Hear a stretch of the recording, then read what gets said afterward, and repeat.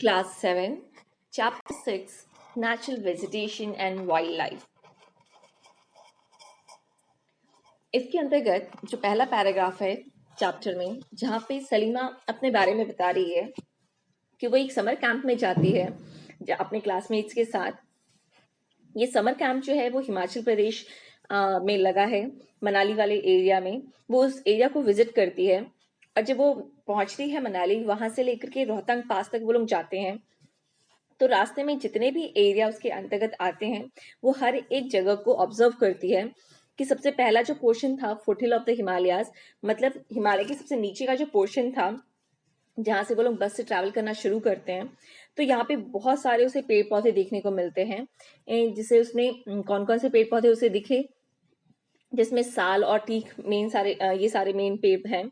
इसके अलावा जब वो और ऊंचाई पर जाती है तो उसे कोनिकल शेप में दिखता है जितने भी ट्रीज होते हैं। कोनिकल शेप एक जो आप इस डायग्राम में देख सकते हैं। मेनली यहाँ पर बर्फबारी बहुत ज्यादा उसे देखने को मिली और जितने भी ट्रीज हैं उसको इसने यहाँ पे कोनिफेरस ट्रीज यहाँ पे उसे देखने को मिला। और जब वो और ऊंचाई पर गई तो उसे लगभग नहीं के बराबर पेड़ पौधे दिखे। तो मेनली क्या फैक्टर होता है किसी भी पेड़ पौधे को उगने के लिए? मेनली हम दो भाग में बांट सकते हैं, एक है रिलीफ और दूसरा है क्लाइमेट। रिलीफ का मतलब है लैंड सरफेस, तो वहां का जो धरातलीय है वो कैसा है, वहां की मिट्टी उपजाऊ है कि नहीं, वहां पे जो ऊंचाई है वो कैसी है, वो माउंटेन का सबसे नीचे का पोर्शन है, ये सबसे ऊपर का पोर्शन है। तो इसके आधार पर भी वेजिटेशन जो है, पेड़ पौधे, वो एक दूसरे से दूसरे स्थान पर अलग होते हैं। दूसरा है क्लाइमेट, वहां का जलवायु कैसा है, वहां पर अगर टेम्परेचर बहुत ज्यादा है तो किस तरह का पेड़ पौधा है, अगर टेम्परेचर बहुत कम है तो किस तरह का पेड़ पौधा है, या हो सकता है वहां पे नहीं के बराबर हो या थोड़े बहुत ग्रास हो। दूसरा उसने देखा फोटो पीरियड, वहां पे सनलाइट कितनी पड़ रही है, जहां पे ज्यादा सनलाइट है वहां ज्यादा पेड़ पौधे हैं, जहां कम सनलाइट है वहां कम पेड़ पौधे उसे देखने को मिला। तीसरा था प्रिसिपिटेशन, मतलब रेनफॉल, जहां ज्यादा बारिश होती है वहां ज्यादा पेड़ पौधे देखने को मिलते हैं। दूसरा हम डिस्कस करें जो नेचुरल वेजिटेशन है, उसे हम तीन मेन भागों में बांट सकते हैं। ये मेनली तीन भागों में रेनफॉल के अकॉर्डिंग बांटा गया है। फॉरेस्ट जहां सबसे ज्यादा रेनफॉल होती है, उसके बाद जहां कम रेनफॉल होती है उसे ग्रासलैंड में रखा गया है, और तीसरा स्क्रब्स, जहां नहीं के बराबर रेनफॉल होती है, जहां कंटीली झाड़ियां उगती हैं। तो इस माउंटेन को देखकर आप समझ सकते हैं कि जो फुट हिल्स है, जो हिमालय का जो साउथ का जो पार्ट है, वो बहुत ही ज्यादा फर्टाइल है, वहां सबसे ज्यादा पेड़ पौधे देखने को मिलेंगे। जैसे जैसे आप ऊंचाई पर जाएंगे वहां ठंड बढ़ती जाएगी, तो इस एरिया में क्या होगा, वहां का जो पेड़ होगा वो कोनिकल शेप में होगा, ट्रायंगुलर शेप में होगा, नुकीला होगा उसकी पत्तियां, जिससे बर्फ उससे आसानी से फिसल कर नीचे चला जाए, वो उनकी पत्तियों को नुकसान नहीं पहुंचा सकता। और जब आप और ऊपर भी जाएंगे तो आपको वहां पे कोई भी पेड़ पौधे देखने को नहीं मिलेंगे।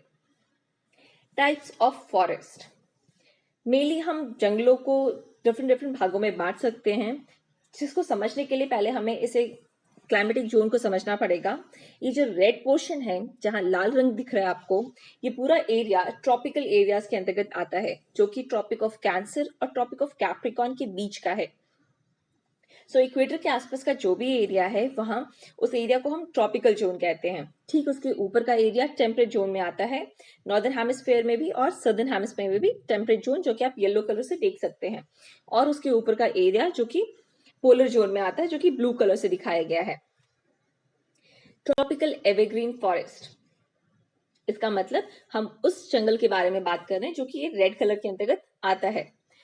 एवरग्रीन का मतलब वो जंगल जहां हमेशा ग्रीनरी रहती है, वो कभी भी सूखता नहीं है। वो यहाँ पे जो रेनफॉल होता है वो हमेशा 200 सेंटीमीटर से ज्यादा रेनफॉल होता है, और इसलिए यहाँ पे पेड़ पौधे जो है वो हमेशा पूरे साल हरे भरे रहते हैं।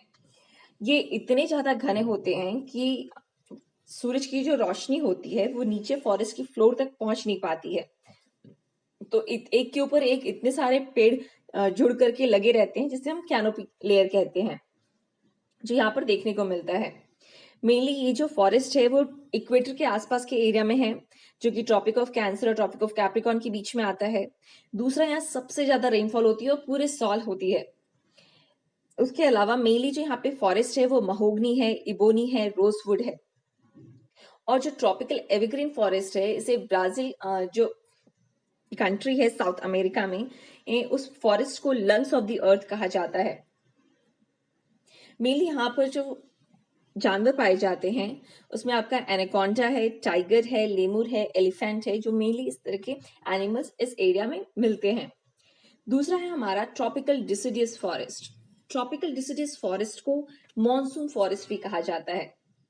मेनली ये जो ट्रॉपिकल डिसिडियस फॉरेस्ट है वो उस एरिया में मिलता है जहां पर रेनफॉल जो है वो 200 सेंटीमीटर से 70 सेंटीमीटर रेनफॉल के बीच में होता है। ट्रॉपिकल डिसिडियस फॉरेस्ट जो है, इस फॉरेस्ट में हार्डवुड मिलते हैं, जिसमें मेनली जो ट्रीज होता है वो साल है, टीक है, नीम है, शीशम है, इस तरह के ट्रीज मिलते हैं जिसका फर्नीचर बनाया जाता है, ट्रांसपोर्ट में या फिर कंस्ट्रक्शन मटेरियल्स में यूज किया जाता है। मेनली जो ट्रॉपिकल डिसिडियस फॉरेस्ट है, मेनली डिसिडियस का मतलब होता है वो पेड़ पौधे जो एक पर्टिकुलर सीजन में अपना पत्तियां जो है वो गिरा देती हैं। ड्राई सीजन में वो क्या करती है, अपनी जो पत्तियां हैं उनको गिरा देती हैं। मेनली यहाँ पर जो एनिमल पाए जाते हैं वो है टाइगर, लायन, एलिफेंट, लंगूर, मंकी, ये सारे एनिमल्स यहाँ पे मिलते हैं। दूसरा हम डिस्कस करेंगे टेम्परेट एवरग्रीन फॉरेस्ट के बारे में। ये जो फॉरेस्ट है mainly mid latitudinal coastal region में मिलता है, जो कि साउथ ईस्ट एशिया यूएसए का पोर्शन आता है, south China and in the south east Brazil. तो ये सारे पोर्शन जो है जहां आप डार्क ग्रीन कलर देख रहे हैं, जहां पर ये टेम्परेट एवरग्रीन फॉरेस्ट मिलता है। मेनली जो ट्रीज होते हैं इसके अंतर्गत वो ओक है, पाइन है, इक्लिप्टस मिलते हैं। दूसरा हम डिस्कस करेंगे टेम्परेट डिसिडियस फॉरेस्ट की। मेनली टेम्परेट डिसिडियस फॉरेस्ट जो है आप देख सकते हैं इस वर्ल्ड मैप में, जहां डार्क ग्रीन कलर है उस पोर्शन में टेम्परेट डिसिडियस फॉरेस्ट मिलता है, जो कि mainly north eastern part of USA का है। इसके अलावा चाइना में, न्यूजीलैंड में, वेस्टर्न यूरोपियन एरियाज में जहां टेम्परेट डिसिडियस फॉरेस्ट मिलता है। ये जो फॉरेस्ट है वो अपना एक पर्टिकुलर ड्राई सीजन में अपनी पत्तियां गिरा देती हैं। मेनली इसके अंतर्गत जो मेन पेड़ पौधे हैं वो है ओक, एश, बीच। मेनली यहाँ पर जो जानवर मिलते हैं वो डियर, फॉक्सेस, वुल्स, ये सारे कॉमन एनिमल्स हैं। इसके अलावा कई सारी चिड़िया, वुड पीकर, ये सब मिलती हैं। Mediterranean vegetation. Mediterranean vegetation mainly इसका जो नाम पड़ा है वो इस मेडिटेरियन सी के कारण पड़ा है, जो आप डार्क रेड कलर बीच में देख सकते हैं। तो ये पूरा पोर्शन जो है जहां पर मेडिटेरियन वेजिटेशन मिलता है ये जस्ट मेडिटेरियन सी के आसपास का है। तो mainly the European countries, this Asian and this African continent के बीच का जो मेन पोर्शन है वो पूरा वहां पर मेडिटेरियन वेजिटेशन मिलता है। इसके अलावा कुछ पोर्शन आपका कैलिफोर्निया में है, चिली में है, साउथ अमेरिका के, साउथ अफ्रीका के थोड़ा सा पोर्शन है, और इसके अलावा ऑस्ट्रेलिया के पोर्शन में है। मेनली यहाँ पर जितने भी फ्रूट्स उगते हैं वो सारे के सारे साइट्रस खट्टे फल उगते हैं, जैसे ग्रेप्स हो गया, ऑरेंज हो गया, ओलिव्स हो गया। तो ये सारे के मेन फल यहाँ पे उगाए जाते हैं।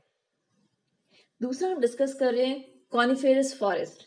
ये कॉनिफेरस फॉरेस्ट जो है वो एक माउंटेन एरियाज जो है उसका पर्टिकुलर हाइट पे उगता है, जिसका जो मेन लैटिट्यूडनल लाइन है वो 50 से 70 डिग्री के नॉर्दर्न हेमिस्फेयर पर उगता है। दूसरा ये जो फॉरेस्ट है जिसे हम टैगा भी बोलते हैं, ये मेनली हिमालयन एरियाज में भी आपको देखने को मिलेगा। इसके जो वुड होते हैं वो बहुत सॉफ्ट वुड होते हैं, और जो ट्रीज होते हैं वो बहुत टॉल होते हैं। मेनली ये सारे जितने भी हैं वो स्नो एरियाज में आपको देखने को मिलेंगी। The trees grow close together, वो बहुत एक दूसरे के क्लोज उगते हैं जिससे वो विंड से अफेक्ट ना हो ज्यादा। इनकी जो पत्तियां होती हैं वो नुकीली होती हैं, जिसके कारण वो बर्फ जो है वो आसानी से फिसल जाता है, वो पत्तियों को अफेक्ट नहीं करता, तोड़ता या नहीं है। दूसरा, they also have a thick bark which resist damage from low heat summer. तो ये जब यहाँ पे लो हीट होता है उस दौरान भी अपनी पत्तियों को सुरक्षित रख पाते हैं। मेनली यहाँ पर जो मेन ट्रीज हैं वो आप इस शेप में देख सकती हैं, जो कि ट्रायंगुलर शेप में होता है। कुछ एग्जाम्पल्स हैं स्प्रूस, फर, फाइन, ये सारे एग्जाम्पल्स हैं। मेनली यहाँ पर जो एनिमल्स मिलते हैं वो silver fox, mink, polar bear, ये स्नो आउल, ये सारे एनिमल्स यहाँ पे मिलते हैं। दूसरा हम डिस्कस करेंगे ग्रासलैंड, वो एरिया जहाँ रेनफॉल बहुत कम होती है। इसलिए यहाँ पे पेड़ पौधे नहीं उग पाते, उस एरिया में ग्रासलैंड उगता है। दूसरा ये जो ग्रासलैंड है वो ऑलमोस्ट सारे कॉन्टिनेंट्स में उगता है, सिर्फ अंटार्कटिका को छोड़ करके। ये पहला हम जो डिस्कस कर रहे हैं वो ट्रॉपिकल ग्रासलैंड है। ये ट्रॉपिकल ग्रासलैंड जो एरिया है वो ट्रॉपिक ऑफ कैंसर और ट्रॉपिक ऑफ कैप्रिकॉर्न के बीच का है। तो इक्वेटर के आसपास का जो एरिया है वहां पे ट्रॉपिकल ग्रासलैंड उगता है। मेनली इसे डिफरेंट डिफरेंट एरियाज में डिफरेंट नामों से जाना जाता है। जैसे ईस्ट अफ्रीका में इसे सवाना बोला जाता है, ब्राजील में कैंपोस और वेनेजुएला में लियोनोस के नाम से जाना जाता है। इसके अलावा इसमें जो मेन एनिमल्स मिलते हैं वो है elephant, zebra, giraffe, deer, leopard. ये सारे मेन एनिमल्स यहाँ पे मिलते हैं। दूसरा है हमारा टेम्परेट ग्रासलैंड। टेम्परेट ग्रासलैंड जो है वो मिड लैटिट्यूडनल जोन्स में मिलता है, और ये जो पोर्शन है जहाँ पे छोटे छोटे ग्रास मिलते हैं, इसमें मेनली बहुत सारे वाइल्ड बफेलोज, बिसॉन्स, ये सारे एनिमल्स यहाँ पे मिलेंगे।